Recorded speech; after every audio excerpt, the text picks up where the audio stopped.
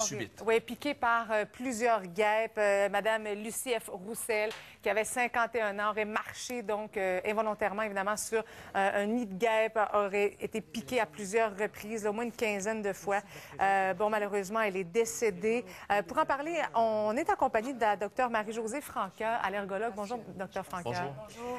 On ne lui connaissait pas d'allergie donc aux guêpes. Et là, depuis hier, vous êtes débordé d'appels parce que les gens inquiètent, paniquent en quelque sorte quand on voit ce qui lui est arrivé. À juste titre, hein, c'est une situation, une tragédie vraiment exceptionnelle. Ouais. C'est vraiment... Mais est-ce qu'on peut mourir quand on n'est pas allergique aussi rapidement et aussi... Écoutez, dans la situation de Mme Roussel, on n'a pas tous les détails encore, mais disons qu'il faut savoir que d'un point de vue immunologique, pour faire une réaction anaphylactique, normalement, on a dû être exposé, donc soit déjà fait piquer ou dans le cas d'une allergie alimentaire, avoir été exposé, mais parfois, c'est par des voies un peu indirectes dans le cas des aliments, mais dans le cas d'un venin, c'est assez évident quand on s'est fait piquer. Cependant, de façon exceptionnelle, encore là, développer une allergie sur une première réaction, ça peut être possible aussi. Faire une réaction grave suite à ce qu'on appelle un choc toxique, c'est-à-dire l'administration de venin de plusieurs insectes en même temps. Donc, sans être allergique. Ça peut arriver.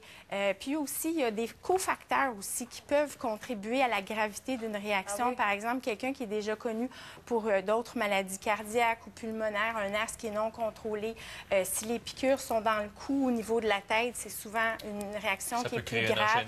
Si la personne prend d'autres médicaments, si elle était en train de faire un exercice physique, plein de facteurs, la distribution du venin dans le système, dans la circulation, peut se faire de façon plus accélérée et engendrer une réaction grave. Docteur Franca, vous avez amené sur le plateau ce matin des antidotes pour des gens comme la mairesse de la Prairie.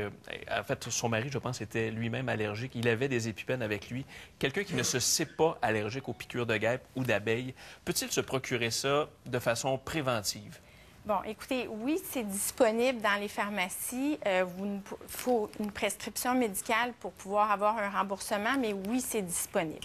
Je veux quand même rester clair à l'effet que pour transporter un auto-injecteur, c'est une personne qui est connue avec un risque d'anaphylaxie, que ce soit une allergie alimentaire, de l'asthme, mal contrôlé, c'est des risques que ça soit une réaction plus grave. Donc, on va même dire d'en avoir deux avec soi, une allergie au venin.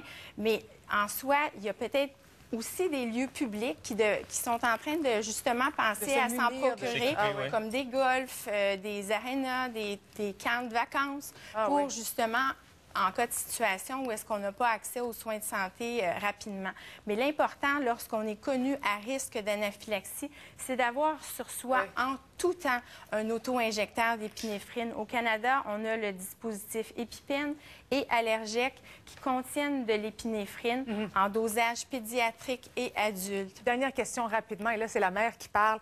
Si un enfant se fait piquer ou quelqu'un, quelles sont les premières réactions qui font en sorte que là, à ce moment-là, il faut absolument aller consulter? Alors, une réaction systémique. OK? Qu'est-ce que c'est? Ça touche plusieurs systèmes. Donc, au niveau de la peau, de l'urticaire qui se généralise avec de l'enflure, des vomissements, une atteinte de l'état général. Une réaction anaphylactique, ça survient dans les minutes, au maximum dans l'heure qui suit l'exposition à un allergène, quel qu'il soit.